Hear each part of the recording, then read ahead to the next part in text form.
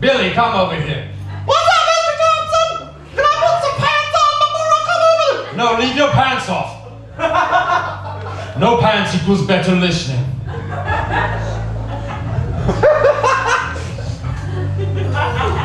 I'm going to read you a story out of the Bible. It's our normal afternoon Bible time. If you are easily offended, please leave now. If you are not easily offended, please leave now. Today, Billy, I'm going to read you the book of Job. Lots of lessons in the book of Job, Billy.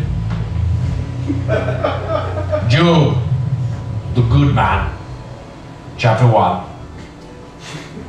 There was a man named Job who lived in the country of Uz.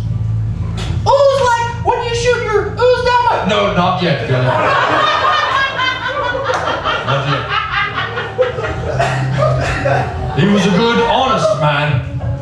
He respected God and refused to do evil, much like me. Job had 7 sons and 3 daughters. He owned 7,000 sheep, 3,000 camels, 1,000 oxen, and 500 female donkeys. Do you know the difference between a female and a male donkey, Billy? The female donkeys are the ones that we don't do shows with. That's right, Billy. That's right. The male donkeys. He had many servants. He was the richest man in the East. I'm going to fast forward a little bit, Billy. The gist of the story is God and Satan make a bet together. Job is the most honest man in all the land. The devil says Job only loves God because he gives him everything. So he makes a wager. They make a bet to see if Job would still love. Do you know what a bet is? You mean that like that one time you bet me that I couldn't fit your whole penis in my mouth, and I did, but only for like the first 10 seconds? That's right, Billy. Because of my love for you grew. You couldn't. I warned you.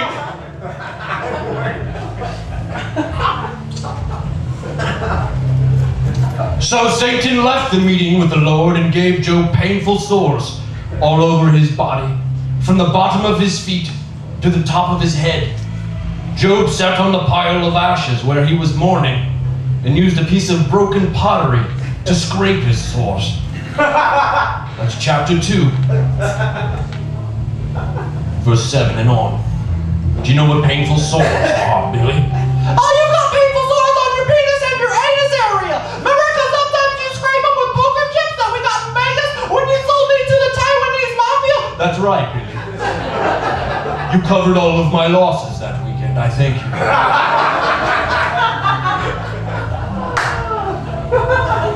Someday you'll have those sores inside your mouth. Job answered, "You sound like one of those fools on the street corner." You know what the street corner is like, don't you, Billy? No, Mr. Thompson, I always spend time on the street corner because you say that the longer I stay on the corner, the more love I will get from God. That's right, Billy. That's right. You let people shoot God down your throat.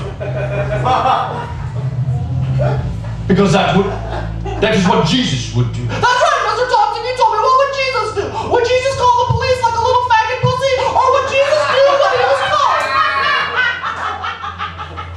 Well, sometimes when God's love gets shot down my throat, I think to myself, oh, Jesus, God tastes really salty. He is a vengeful God. They tore their clothes and threw dirt in the air over their heads to show how sad they were. Kind of like a temper tantrum, Billy. Remember when you used to throw temper tantrums? Oh, Mr. Thompson, like that one time when we first met, when I was walking home from school, and you just threw me in your van, and I was Thundercats ho! And you're like, That doesn't work. That's just a cartoon. Much like that. Mr. Thompson! What's that, Billy? Do you think I'm ever gonna see my family? Well, if you're a good boy and you listen to the rest of this story, maybe I'll give you some soft-serve ice cream. Oh, I really love soft-serve ice cream. Can I have some now? Well, hand me that stool softener, take my pants off, then position your face underneath my anus. Chocolate is the flavor of the day. Hurry. It is quite disgusting, I agree.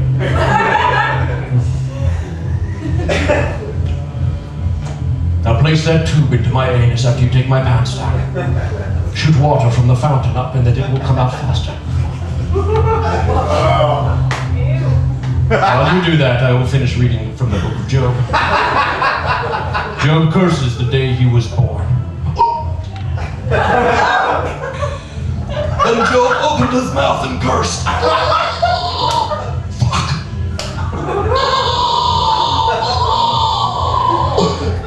He said, I wish the day I was born would be lost forever.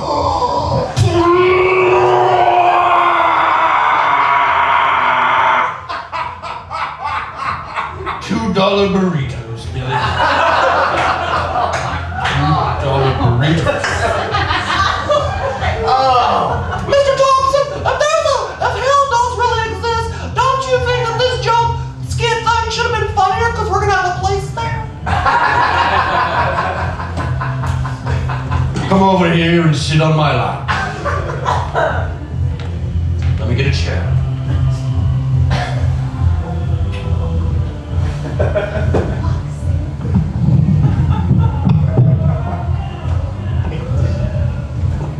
Turn that racket down!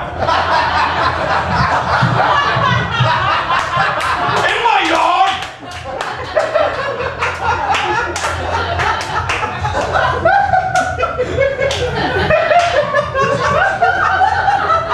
It's infernal!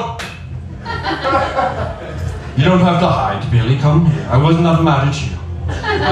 Now come sit on my lap while I put my thumb up.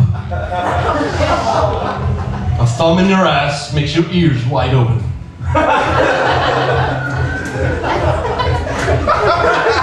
I'm going to skip ahead a few chapters. Job says, how long will you hurt me and crush me with your words? It's very profound right now, don't you think, Billy? Now, Mr. Thompson, do I have to keep bouncing up and down on your thumb while you read the story the whole time? Because it hurts my butthole a lot. This is what I think the noise would make if I was getting anally thumb raped by an old man like you. Well, Billy, keep bouncing up and down. Keep bouncing, Billy. We're almost finished.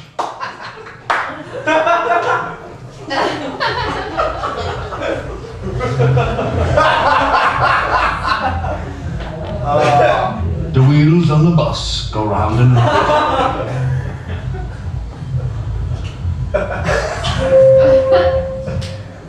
Your anus is getting loose. I may have to trade you in.